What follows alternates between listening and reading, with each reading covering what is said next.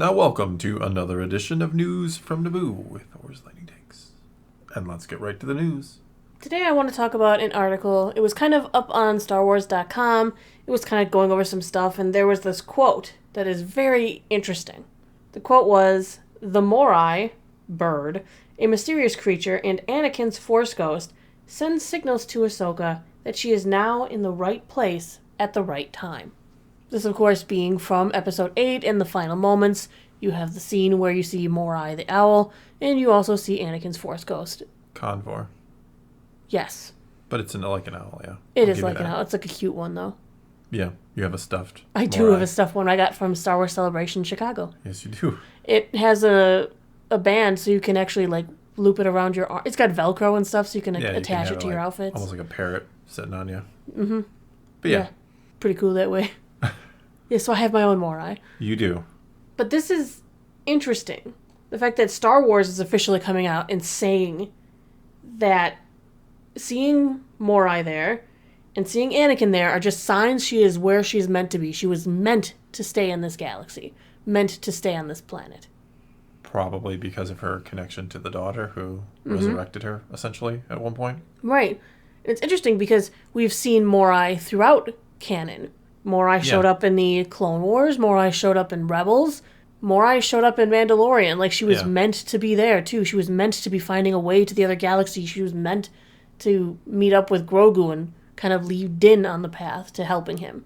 Yeah, I do wonder if the other Mortis gods have a sort of avatar, too. Because they are all deceased-ish, yeah, they all die in the Mortis arc in Clone Wars. Yes. Which we're actually planning on doing that Mortis video, I think, tomorrow. Yeah, so we won't go too much into it here. We'll save it for there. But it is a curious question to ask if there are avatars for them as well. Or whatever you want to call Morai, who is kind of following around Ahsoka. Morai's been with Ahsoka for a long time now. Kind of ever since the whole arc on Mortis, she's kind of just been around. Yeah, she shows up in one of the next story arcs that we see Ahsoka in. I can't remember which one it is now. I want to say it's the one where she gets kidnapped and by the Trandoshan's. I know she shows up in that one, and the one that Chewbacca is in it as well. I think that's the first time we see Morai. I can't remember now, so don't quote me on that one. Yeah, but this is Morai's second live-action appearance. Yes. The whole series, I kept wondering where Morai was. Yeah, a lot of people were asking. She seems to show up wherever Ahsoka does, but maybe she's more like a guide, right? Like if she's not around, Ahsoka knows she's not on the right path, kind of thing. Maybe. This also definitely proves that Morai is not really a flesh and blood convor. Either that, or it can travel better than even the Purrgil can. Maybe it was just in the ship the whole time. Maybe. No, it seems to be something. I mean, something attached to the world between worlds and Mortis. I feel like Morai travels in the world between worlds. Yeah, well, Ezra does see it there before even Ahsoka is in there. So. Because it guides Ezra to Ahsoka. Yeah. Within the world between worlds to save her. Like, she still has a role to play. Like, she's still important, and Morai knows that. Well, that was kind of what that episode of Rebels implied. Like, I always thought, like, Ezra thought he knew he was going to have to go somewhere. Because he was like, when you get out of here, come and find me. I thought that meant Ezra knew he was going to go somewhere. But maybe it turns out that it was where Ahsoka needed to be, and somehow Ezra knew that. Which doesn't seem to make any sense, but what else is an interesting implication is that they're saying that Anakin's ghost is sending that signal as well. It almost means, can you make some sort of implication that seeing a Force ghost might imply you are on the correct path? Or you've done the correct thing, such as at the end of the original trilogy, Luke redeems Vader, he saves the galaxy, he's defeated the Emperor, and what do we see? 3 Force ghosts kind of giving their silent affirmation that yes, you did the correct thing, you followed the right path. Well, one counter-argument to that would be Kenobi. Obi-Wan shows up when Luke is about to leave Dagobah, kind of stray off the path to go save his friends. I mean, it's a good thought. I think it would almost make more sense or kind of explain why the Force ghosts don't show up more often. Like, why they don't show up when you're straying off the path. Because that's the big problem with the Force ghosts that I've brought up many times in many videos. Like, if they are basically all-knowing or live in a non-linear place where they kind of know past, present, and future, it's like, well, why aren't you helping Luke? Why don't you warn Luke what's going to happen with Ben Solo and all these things? So it would almost make sense that they can only show up when you are on the correct path in this weird Right, sort or of maybe way. they're not really allowed to tell you you're on the wrong path, but you can see them when you're, like you said, following the correct one. Yeah.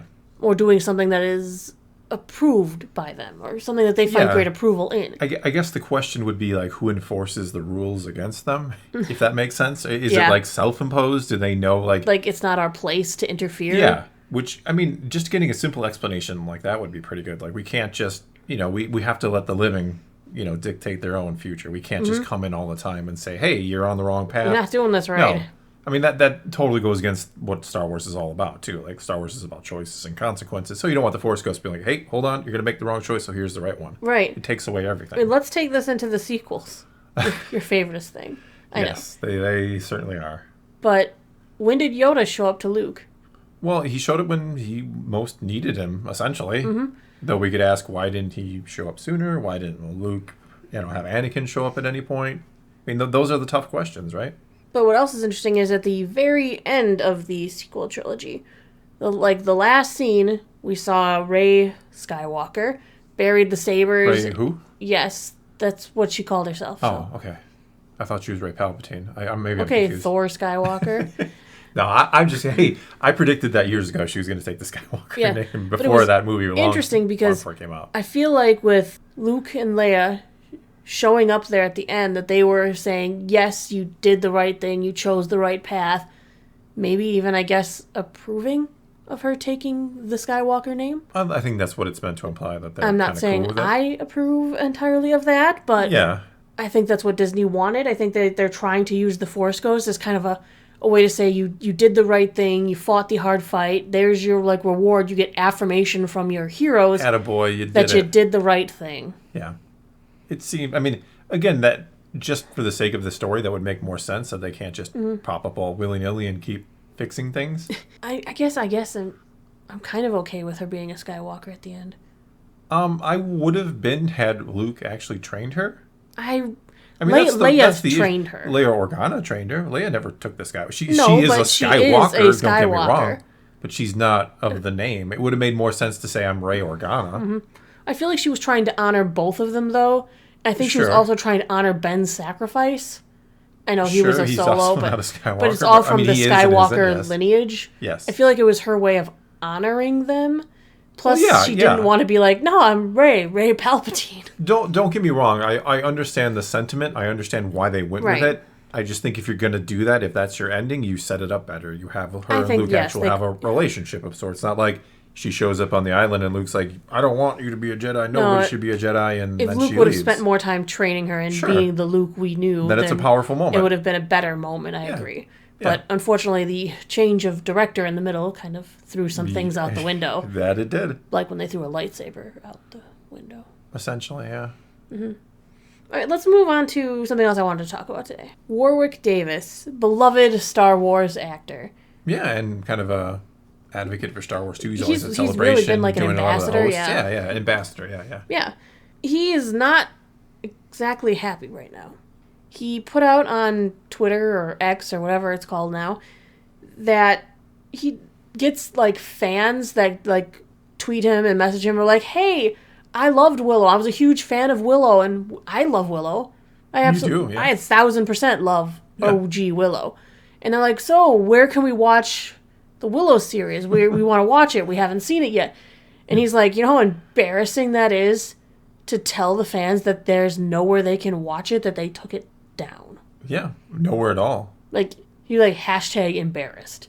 That is kind of embarrassing because what do you say? When the eventual Right. response of, well, why isn't it on Disney Plus? Isn't that where it's supposed to be? And you're like, well, because Disney decided it was so horrible, they had to take it down so no more could be exposed to it. Well, we believe, they didn't confirm, but we believe that they didn't want to pay royalties Yes. to the people who created it. So they took it down so they could not have to do any of those things. Yes. The little bit in royalties that they'd have to give out, they felt they weren't going to recoup their cost on the number of people who watched it, essentially. Hey, plenty of reviewers watched it and gave it their all. It wasn't good. I wanted so much to like that show. Yeah. So much. I feel like there was, underneath all of the garbage that they threw on top of it, there were some bare bones that had potential. Well, sure. But then there were so many things. They're like, why do they have to do this? Why do they have to, like, crap on your heroes? Yeah, Willow. Like they ruined Luke Skywalker. Yeah. They Jake Skywalkered him. And then they're like, you know what? Willow and Sorcerer should meet up. And she's going to be like, you're not a wizard, Willow. You suck. And he's You're like, not a wizard, Willow. So then, like, 10 minutes later, he's like, yeah, I do suck. I'm horrible. Absolutely horrible. I give up on everything. Like, Hollywood has this weird thing of destroying old heroes, either because they don't know what to do with them to be intriguing anymore, or because they have some other they want to make way. Well, they wanted to make way for their new heroes, their young heroes, the ones that are going to pick up the mantle and go forward. And I think by the end, they kind of redeemed Willow's character and everything. Sure. But by then, it was too late, because they smeared him through the dung all this time, and I'm like, what are you doing? The dung. Nice. Yeah. Yeah, keeping it PG there. I'm trying to. It's hard to when I get this you fiery get mad over. about Willow. I do, because I was looking forward to this so much, and now I look back, and I don't even have to rewatch it to remember some of the highlights. There were highlights? The trolls. Oh my God. The trolls. The trolls were weird. They were really weird. Or the evil lady, whatever, the hag. Whatever she was. You know what I remember the most when from she Willow? was like, I'm better than you, biatch. You know what I remember the most? Blue jeans. Blue jeans. Oh my goodness, those weird denim jeans for the ladies who live in the woods. Yep. I don't know why, but that just took me right out of it. Not whenever, because I've never seen it before, but I don't think Admiral blue jeans girl. Yes, guy's blue jeans wife, do not belong in wives? fantasy. No. And I'm sure some will argue, well, actually, Thor, blue jeans were invented, but you know what I mean. It just looks weird. Yes, it didn't feel right. Like, they were full-on denims. Yeah. Though I did appreciate they, like, killed them off. Like, there were consequences for Alora Dan in there. Yes, I was happy that they had consequences, but I was like, couldn't they have looked more fantasy first? Yes. They had a hard time with that show, keeping things fantasy. It got injected with modernness in general. A little too much modernness, because then they put, like, modern songs in there and stuff, too. Yes, that's what I'm saying. I'm not Things just saying awkward. I'm not just saying the politics or anything like that. I'm saying just modernness. Modern. It felt very... It felt less fantasy. It reminded me a lot of that Dungeons and Dragons nobody talks about. Oh, we don't talk about that. Yeah, that one. Yeah. Yeah.